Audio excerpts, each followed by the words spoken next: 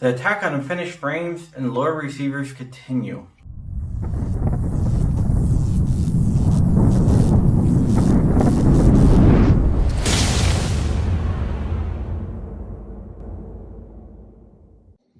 Last Thursday, December 17th, 19 state attorney generals filed an amicus brief in Syracuse versus ATF. This is a similar case to the California one, where the state is saying that the ATF's reading of the Gun Control Act as applied to unfinished frames and lower receivers is wrong.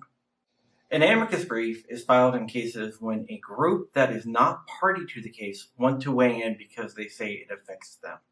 In the brief, the AGs argue that the ATF must correct its 2015 interpretation of the GCA.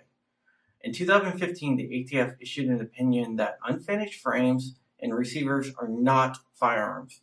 Historically, these items have never been firearms, and most legal scholars believe that the ATF's interpretation of the GCA is correct. The AGs argue that these frames and receivers are easily converted to fully functional firearms.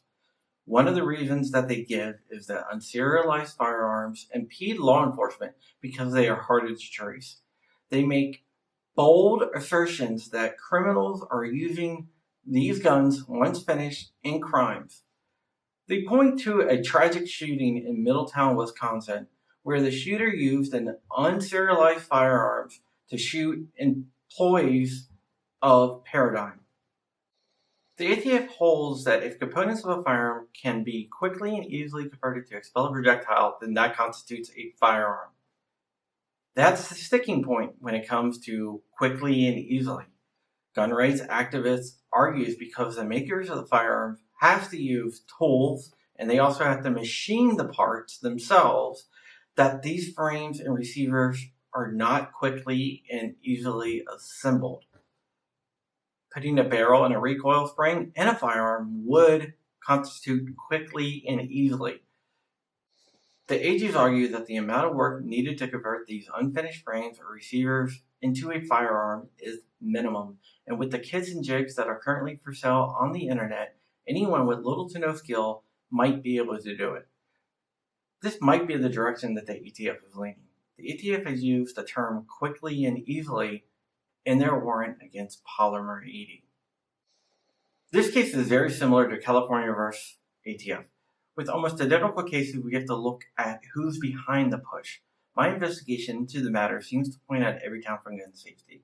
The anti-gun group has been lobbying politicians to go after what they deem ghost guns. That's not the only anti-gun group that is on this bandwagon. Brady United has used their massive war chest to attack manufacturers. It is a two-pronged attack. Everytown is lobbying states to sue the ATF over unserialized firearms, and Brady United is suing companies like Ghost Gunner Inc. and 13 other parts manufacturers, claiming that they are irresponsibly selling firearms. For full disclosure, I speak to Cody Wilson every now and then, and the company has given me a Ghost Gunner 2 and Ghost Gunner 3. In the past, I just thought you guys should know. With the new Biden-Harris administration coming into power soon, there's a good chance that the ATF is going to change their interpretation of the GCA as it applies to unfinished frames and unfinished receivers. In fact, we know these two items are in the top two concerns of the ATF heads. As I reported earlier, Acting Assistant Director Marvin Richardson and Acting Director Regina Lombardo gave the Biden-Harris transition team their two top goals. One was pistol braces, which they are moving on, and the other was 80% frames and receivers, and we have seen in recent days that they are moving on these as well. What does this hold for the future of unfinished frames and receivers?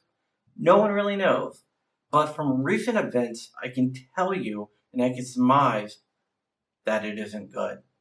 Okay, guys, that's it for today. Sorry about the sound. I am moving studios, so the audio equipment isn't stellar right now, but over the Christmas break, it will get better.